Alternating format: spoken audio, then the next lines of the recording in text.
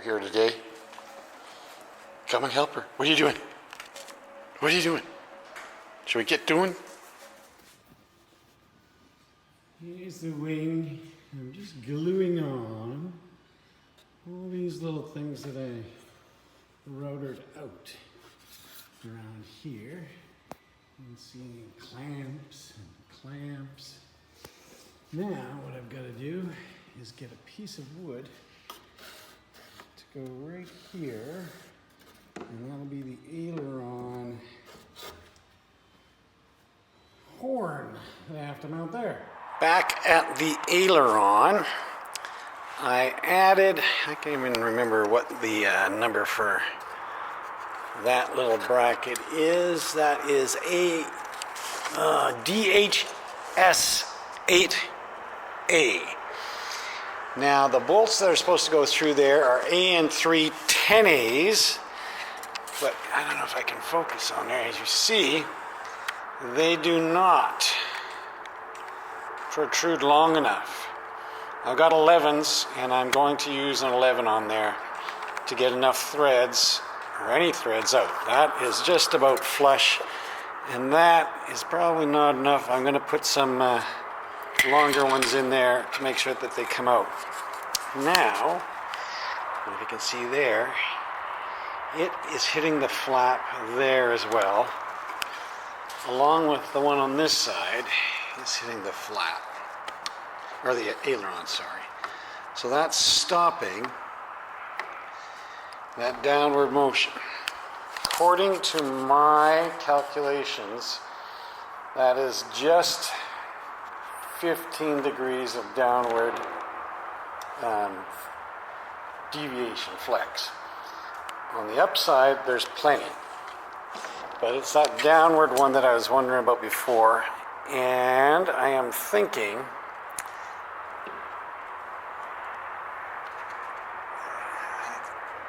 for my get, I just get 15 there. On the high side, I get 30. I'm not worried about the high side, it's that low side. So I was thinking about just taking a bit of that wood away there, but then you're going to cover it anyways, and the covering will fit nice and tight there. And we've got that divot in there, it may not suck in right in with that divot. So I was wondering about taking some of the head off of that nut. You don't need to take much to get more flex out at the far end. I don't mind taking a bit off there, but I just don't know how much. You don't want to weaken it too much, you don't want to get it too hot.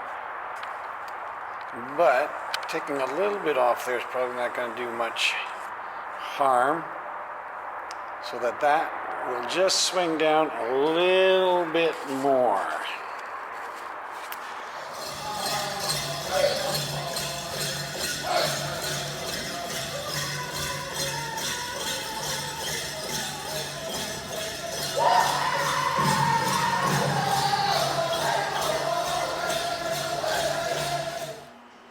Alright, it's been a little while. I've been busy with life. Middle daughter's going to university next year, so we had to check out the University of British Columbia. A fine place.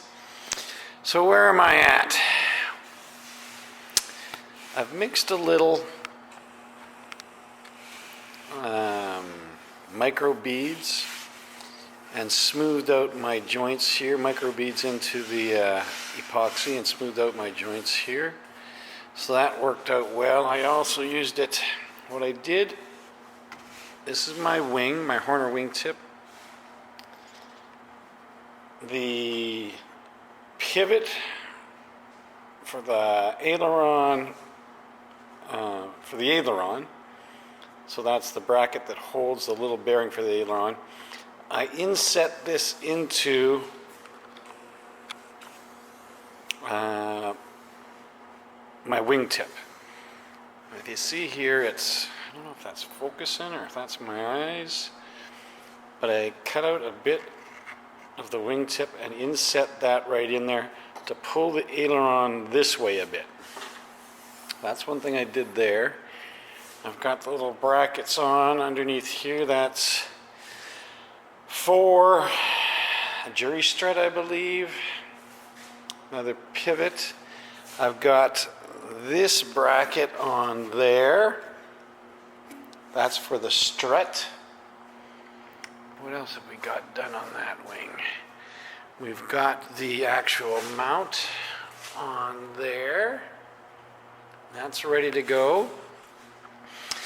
I'm going to flip it over and put the main strut attachment on.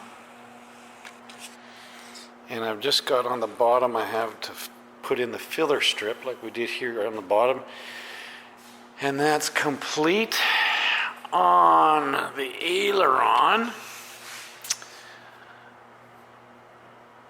this was hitting right where the bolt is to hold that pivot. So I sanded a bit away there to get me a little more downward travel. And I use the same thing, the micro filler. And what I did first of all, there was a hole there. So I filled that with expandable foam. And then on top, I did a layer of epoxy with the micro beads in there. So that's good and hard. And it's just down about 1/4 of an inch to allow that travel to go down on there. I also did the same thing, just added the beads on there to smooth out all of those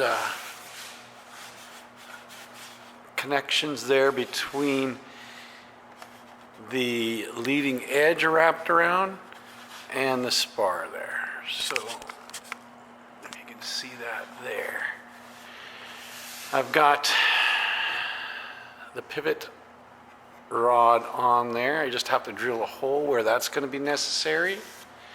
And that aileron's done and good to go. The flap, I'm going to just put the bolts through. I'm going to put the plywood on top with holes cut for these. And then Algie had a good idea to mount them to, so we can put the fabric on. The flaps will be covered with fabric as well. I'll cover this with fabric. The holes are drilled in here. I'm going to put access holes in the bottom. And I don't know if I'm going to use just put nuts on there or put nut plates on there to hold the nuts. If I have the access holes, I might be able to just put nuts on there, reach up and hold the nuts and have a 2-person job, 1 person screwing them in, and I'll just be on there holding the nuts with a wrench. And that might work with an access hole at each of the spots, so you can just reach up in there and hold the nuts on to put the flap on after the fabric's on.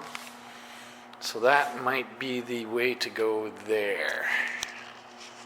Now, the next big thing that I'm going to try to get at today is mounting my bearings, my pivots in the interior here and putting the aileron rod all the way through and mounting it in place. And we'll see how that goes.